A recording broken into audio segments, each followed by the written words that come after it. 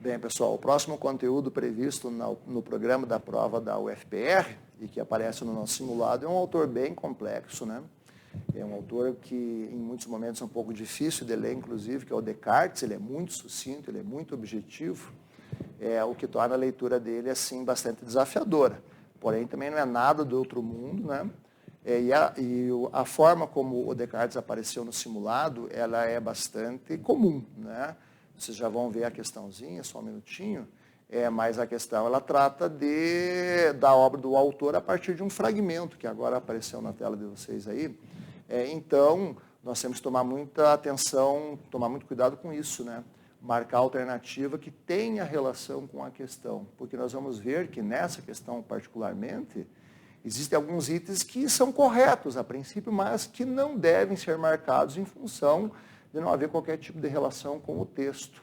Lembrando que o Descartes, ele é um autor da Idade Moderna, né, que rompe com a filosofia escolástica e antecipa muitas coisas que depois virão na filosofia contemporânea. Porém, tem um elemento no cartesianismo que deve ser do conhecimento do aluno, que é o dualismo cartesiano, um pouquinho parecido com o do Platão, na qual o Descartes escreve o homem como sendo composto por uma coisa extensa, que é o corpo, que é vinculado à sensibilidade, à empiria, enfim, às experiências, às coisas concretas e materiais, e uma alma que é a res cogitans, a coisa que pensa, sendo que esses dois elementos podem operar de forma completamente independente. Se não fosse assim, a res cogitans jamais poderia alcançar verdades indubitáveis e absolutas, porém, apesar de poderem operar de forma independente, existe uma relação também entre essas duas partes, ou seja, aquelas situações, aqueles fenômenos, aqueles estados que afetam eventualmente o corpo,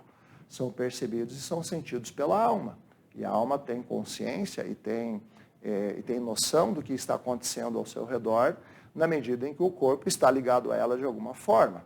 Então vamos primeiro fazer uma leitura cuidadosa do texto, para daí analisarmos as questões que se seguem. Então, indo lá para a questão de número 58, o Descartes escreve assim, olha, a natureza me ensina, também por intermédio desses sentimentos de dor, fome, sede, etc., que não apenas estou alojado em meu corpo, como um piloto em seu navio, mas que, além disso, estou a ele vinculado muito estreitamente e de tal maneira confundido e misturado, que formam com eles um único todo.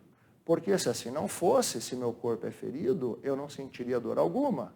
Eu, que sou apenas uma coisa pensante, e só perceberia esse ferimento pelo entendimento, como o piloto percebe pela vista se acontece alguma avaria em seu navio. Então, a alma continua sendo racional, continua sendo inteligível, porém, ela está cercada pelo corpo, e os estados que afetam o corpo são percebidos por ela. Vamos às alternativas para ver qual que se encaixa melhor aí com o teor, com o significado do texto.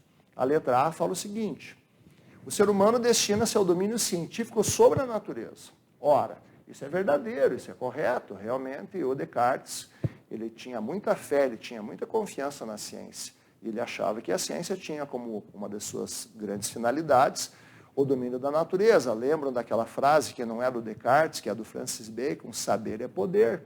Poderia ter sido dito pelo Descartes, porém o problema da alternativa A é a absoluta falta de relação com o texto. A letra B fala: o ser humano compromete seu intelecto no domínio das sensações. Ora, ele compromete seu intelecto na percepção das sensações, na tomada de consciência das sensações e, por que não, no domínio dessas sensações. A razão, a res cogitans, pode muito bem impedir que as sensações que são produzidas pelo corpo sejam satisfeitas imediatamente. Ele pode colocar uma contenção dentro dessa necessidade corporal. Então, a letra B, aparentemente, está correta.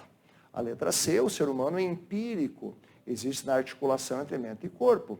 Ora, por que na articulação? A dimensão empírica do homem é aquela relacionada ao corpo. Temos um equívoco, portanto, na construção da letra C. A letra D fala que o ser humano define-se essencialmente como substância pensante. Ok, verdadeiro, correto. Porém, qual a relação da letra D com o contexto colocado para nós aí pelo fragmento escolhido, né? Para capitanear essa questão. Então, a letra D tem equívocos também.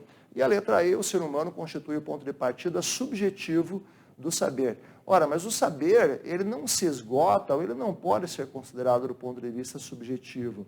Lembremos que o Descartes exige verdades inquestionáveis, absolutas, totais, completas, indubitáveis. A ciência não possui um caráter subjetivo, mas sim um caráter objetivo.